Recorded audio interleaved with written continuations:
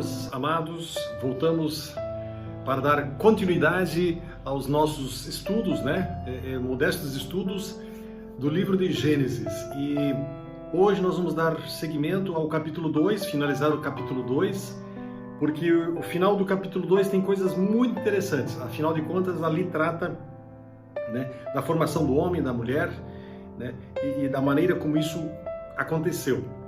E nós vimos então na semana anterior aí toda a história, desde o versículo 1, onde os céus e a terra estavam sendo formados, a formação do jardim, vimos alguns detalhes.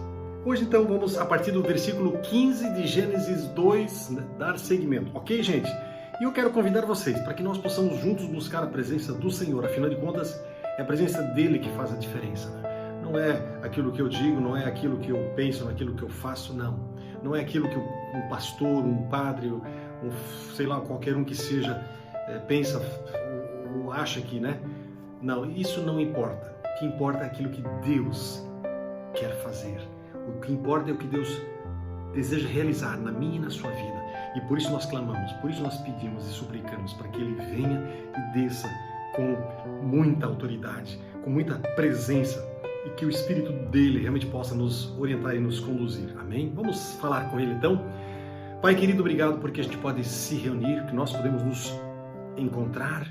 Obrigado, Deus, porque a qualquer momento em que nós nos voltarmos para Ti, Tu estás ouvindo a nossa oração, o nosso clamor, a nossa súplica.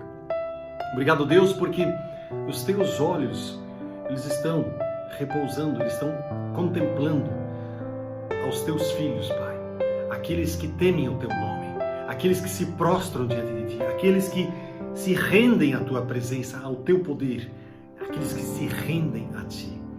A estes eu sei, ó Deus, que Tu estás olhando.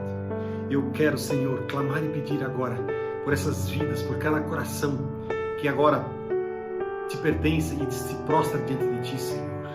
E que também, ó Deus, cada coração que ainda não Te conhece pessoalmente, que este momento, Senhor, seja o momento da decisão, para que vidas possam ser salvas, para que pessoas possam se prostrar diante de Ti e descobrir o poder que é ser Teu Filho, Pai. Mas a todos quantos o receberam, ao Teu amado Filho Jesus Cristo, deu-lhes o poder de serem feitos os Teus filhos, Pai. Que alegria, que majestade, que glória, que coisa gostosa, Senhor, saber disso tudo. Assim eu me coloco nas Tuas mãos, eu coloco este momento nas Tuas mãos, suplicando a Deus para que a Tua presença, a Tua paz e a Tua graça esteja aqui, em nome de Jesus. Amém. Muito bem, amados, nós vamos então continuar a leitura e a partir do versículo 15, nós lemos o quê? Nós lemos o seguinte: E tomou o Senhor Deus o homem e o pôs no jardim do Éden para o lavrar e o guardar. E ordenou o Senhor Deus ao homem, dizendo: De toda árvore do jardim comerás livremente. Mas, versículo 17, mas da árvore da ciência do bem e do mal, dela não comerás, porque no dia em que dela comeres, certamente morrerás. Só para a gente tentar aqui entender um pouquinho algumas das coisas aqui, a fim de orientar o homem no seu pleno desenvolvimento moral e espiritual, o Senhor ele deu ordens muito claras, muito específicas. E havia uma proibição muito específica para que ele pudesse realmente aprender a governar o seu próprio comportamento. Isso era um ensinamento que ele recebeu do Senhor para que ele pudesse aprender a viver e a conviver agradando ao Senhor. Ou seja, Deus deu também o poder para ele escolher. Olha que coisa impressionante, um Deus que permite que eu e você possamos fazer escolhas. Onde você acharia um Deus como esse? Ele deu para Adão a opção de escolher e apresentou para ele, disse assim: olha, se você optar por fazer as coisas certas, é certo que você vai ser abençoado. Isso não está aqui assim declarado, mas está implícito, porque ele diz assim: ó, no dia em que você dela comer, você vai morrer. E aqui, nós mais tarde vamos ver isso, né, nós vamos ver que aqui está implícita a morte espiritual e também a morte física, porque aqui Adão não era para ser um sujeito que deveria viver 1000 anos ou 100 anos, não. Quando Deus criou o homem e a mulher, a intenção dele é que ambos vivessem sempre junto com o Senhor. Para nós é um pouco complicado olhar e ver essas coisas, mas quando nós entendemos essa perspectiva de que Deus ele projetou isto, nós passamos a compreender um pouquinho melhor, né, o que era para ser o jardim do Éden. Então, assim começa a disciplina moral do homem, e vamos ver o que vai acontecer. Lá no versículo 18, ele continua dizendo o seguinte: e disse o Senhor Deus, não é bom que o homem esteja só, far-lhe-ei uma adjutora, algumas traduções auxiliadora, que esteja como diante dele. Havendo, pois, o Senhor Deus formado da terra todo animal do campo e toda ave dos céus, os trouxe a Adão para este ver como lhe chamaria. E tudo o que Adão chamou a toda alma vivente, isso foi o seu nome. Então aqui Adão está dando nome para todos os seres viventes. E aí no versículo 20 ele continua dizendo o seguinte: e Adão pôs os nomes a todo o gado, às aves dos céus e a todo animal do campo, mas para o homem não se achava adjutora que estivesse como diante dele. Aí no versículo 21 ele diz assim, ó: então o Senhor Deus fez cair um sono pesado sobre Adão. Ele anestesiou Adão. Essa é a minha especialidade, né?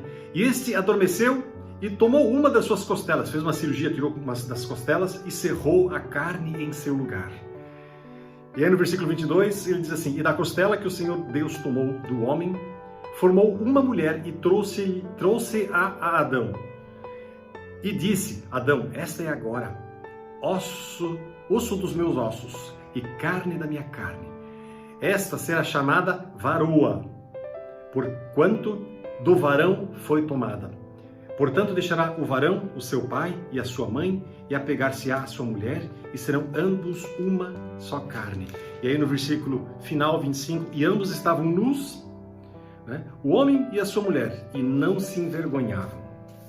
Então, aqui nós temos algumas coisas muito interessantes. Em primeiro lugar, né, o Senhor ele cria uma auxiliadora idônea, ou como na minha tradução aqui, uma adjutora. Ou seja, Deus, ele vendo que haviam outras necessidades que o homem ainda não havia assim preenchido, ele viu que ele precisava de alguma coisa. Talvez Adão, olhando os animais, via que entre os animais haviam pares, haviam casais se formando, e ele pensou assim: puxa, mas eu estou sozinho, estou aqui apenas conjecturando, né? Talvez tenha sido assim, não sei. Mas Deus percebeu essa necessidade e ele fez algo muito especial. O hebraico fala de uma auxiliadora que o atenda, mas esse atender a ele não significa dizer uma pessoa que o servisse assim, tipo, ó, ele é o rei, você é a serva que precisa servir ao rei. Não, muito pelo contrário. A intenção original era que realmente eles formassem um conjunto. Ele sem ela não estaria completo. Ela sem ele, obviamente, também não estaria completo. Então, Deus, ele planejou cuidadosamente e ele, no seu coração, ele desejou o melhor para o homem. E ele fez o melhor para o homem, né? Então, ele queria que o homem também pudesse compartilhar esse amor com alguém que fosse seu par, tá certo? Não apenas um relacionamento com Deus, mas também com alguém que lhe fosse íntimo do ponto de vista assim, que ele pudesse ver. E aí então ele faz o Adão, ele cai num pesado sono, né? A gente não sabemos os anestésicos que Deus usou aqui, mas devem ter sido anestésicos muito bons, porque quando ele acorda, não fala que ele sente dor, né? Ele está perfeito aqui. Interessante, Deus, né, faz as coisas de uma maneira muito maravilhosa. E a palavra então coloca, né, alguns autores, eles analisando essa história toda, eles dizem o seguinte: olha, a mulher, ela não foi tirada da cabeça do homem para que ela também não governasse sobre ele, mas também não foi criada dos pés para que o homem não ficasse pisando nela. Mas muito pelo contrário, a mulher foi criada do lado, né, do seu lado. ou seja, para que o braço de Adão, né, para que ele estivesse do lado e pudesse abraçá-la e protegê-la. E perto do coração, para quê? Para que ela pudesse ser amada. Então, na história da criação, nós vemos um Deus maravilhoso, fazendo coisas, uma obra muito especial, uma obra realmente maravilhosa. Esse Deus, ele se preocupou com Adão.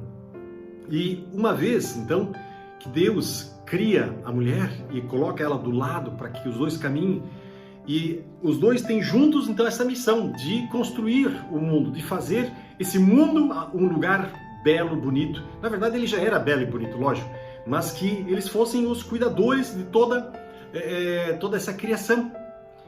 E a Bíblia diz que Adão e Eva, ou seja, o homem e a mulher, eles são a coroa da criação. O que quer dizer coroa da criação? Eles são o traço mais belo, mais bonito dessa obra que o Senhor faz. E uma das coisas, né, que nós podemos também perceber, o homem, ele vem do barro, e a mulher, ele vem da própria carne e dos ossos do Adão, né? Ou seja, parece que a origem dela é muito mais bonita e mais bela do que a própria origem de Adão. Não, eu só estou aqui brincando um pouco, mas com isso eu quero dizer o seguinte, que realmente Deus fez algo muito especial e deu um presente muito especial para Adão. E esse presente especial é um presente que nós não podemos de maneira nenhuma menosprezar. E isso nos faz lembrar, versículo 22, né, que Deus deu essa mulher para Adão. Esse deu para Adão, a gente pode subentender aqui, e não só subentender, mas ver com muita clareza a figura do casamento. Ele deu essa mulher em casamento ao seu marido. E assim ele estabelece uma relação eterna, né, que é justamente o próprio casamento. E por isso mesmo a gente pode dizer o seguinte, já que Deus instituiu esse casamento, homem algum poderá desfazer aquilo que Deus uniu. E aí no versículo 23, Adão diz assim, esta é carne da minha carne. Né? Os originais hebraicos falam em dois termos, que são varão e varoa, Ishá e Ish, ou seja, duas palavras muito parecidas, mas que carregam essa diferença de gêneros, sexos masculino e feminino, ou seja, homem e mulher, ele as criou, o Senhor as criou. E aí no versículo 24 ele diz assim, por isso o homem se une à sua mulher, ou seja, ele estabelece aqui uma relação monogâmica. Deus não estabeleceu a poligamia, não, muito pelo contrário, ele estabeleceu, né, uma relação monogâmica. E aí em Marcos, se a gente for olhar Marcos capítulo 10, versículos 7, 8 e 9, nós vamos ver quem? Jesus falando e dizendo e complementando isso que Deus mesmo tinha instituído. E lá diz o seguinte, por isso deixará o homem por isso deixará o homem a seu pai e a sua mãe e unir-se-á à sua mulher, e serão os dois uma só carne. E assim já não serão dois, mas uma só carne. Portanto, o que Deus ajuntou, não o separe o homem. Deus planejou os laços do casamento para serem indissolúveis. Tá? A questão da separação nunca esteve nos planos do nosso Deus. E esse unir-se, o original hebraico é muito interessante porque vem de uma palavra que significa colar-se à sua esposa, ou seja, os caras tinham que estar colados um ao outro. E interessante que Deus ele fala unir-se-á a sua mulher, a varoa, ou seja, uma. Ele não coloca outras, né, mais mulheres, não, está no singular aqui. Então, para nós fecharmos isso, aqui nós percebemos que o homem, que era o mais forte, ele deveria se unir a ela. Repare que não é ela que se une a ele, mas ele é que deve se unir a ela. Por quê? Porque ele, entre aspas, é o mais forte, né? E aí a esposa estaria muito segura nos braços, no colo, no seio do seu marido, e ele exercendo esse tipo de amor amoroso descrito nesse versículo, isso aí nos leva a entender que a própria mulher teria um prazer muito grande em estar junto com esse homem ao qual ele se uniu de uma maneira indissolúvel. O que Deus ajuntou, não separe o homem. Nós temos então aqui uma palavra muito especial. Deus, Ele jamais intentou separações, divisões, muito pelo contrário. Muito pelo contrário. E uma das outras coisas também que a gente percebe nessa palavra, né? Deus quis que as criaturas que Ele fez à sua imagem e à sua semelhança fossem vasos escolhidos para a edificação de um lar onde Ele, sendo o Senhor, seria um lar agradável, prazeroso. E o Novo Testamento, ele vai nos dizer também que esse relacionamento divinamente estabelecido, ele se baseia em alguns princípios muito importantes, né? Os quais nós podemos mais tarde até desenvolver, mas ele se baseia na ordem da criação, que a criação teve uma ordem muito perfeita, se baseia na liderança da família, exercida pelo esposo, num relacionamento extremamente amoroso, onde os dois caminham juntos e nunca onde um sobrepuja ou um domina sobre o outro. O domínio aqui não está no sentido de ser algo pejorativo, né? 3, se baseia também na santidade eterna dos votos do matrimônio, ou seja, não se abre espaço para divórcio. 4, o tipo de amor que deveria unir o esposo e a esposa, ou seja, o amor que o próprio Deus ele tem pelo ser humano. E um 5º elemento, a pureza que deveria caracterizar a vida daqueles que andam nos caminhos do Senhor, que deveria caracterizar a esposa de Cristo, porque Cristo deu a sua vida pela sua igreja, Cristo deu a vida por nós. Esse tipo de pureza, esse tipo de santidade, né, nós deveríamos construir no nosso lar, no nosso relacionamento, na nossa casa, na nossa vida, na nossa família. Amados, quando nós andamos desse jeito, Deus ele tem chance de fazer algo especial, novo e poderoso em nossas vidas. Se essa palavra, e essa palavra precisa tocar nossos corações, e se essa palavra tocou o seu coração, essa é a hora para você chegar perante o Senhor e dizer: Pai, me perdoa das coisas erradas que eu fiz, na maneira como eu conduzi minha vida, meu casamento, meus filhos, né, meus pais. Quem sabe você só tenha pais, não seja casado ainda. Mas essa é a hora em que você precisa se prostrar diante de Deus e dizer: Senhor, me perdoa, porque eu errei, eu pequei e eu falhei feio. Eu preciso do teu perdão, eu preciso da vida que tu tens para derramar sobre mim. Vamos orar? Pai querido, muito obrigado por esse momento, muito obrigado por essa palavra, Senhor, que é uma palavra que traz vida, que traz alegria, que traz renovo, que traz realmente algo bonito em nós, quando nós deixamos a Tua presença entrar em nossos corações. Meu Deus, em nome de Jesus, perdoa-nos os nossos pecados, os nossos erros, das coisas erradas que nós fizemos e dos relacionamentos frágeis ou mesmo imperfeitos, ou os nossos relacionamentos viciosos que nós muitas vezes estávamos construindo.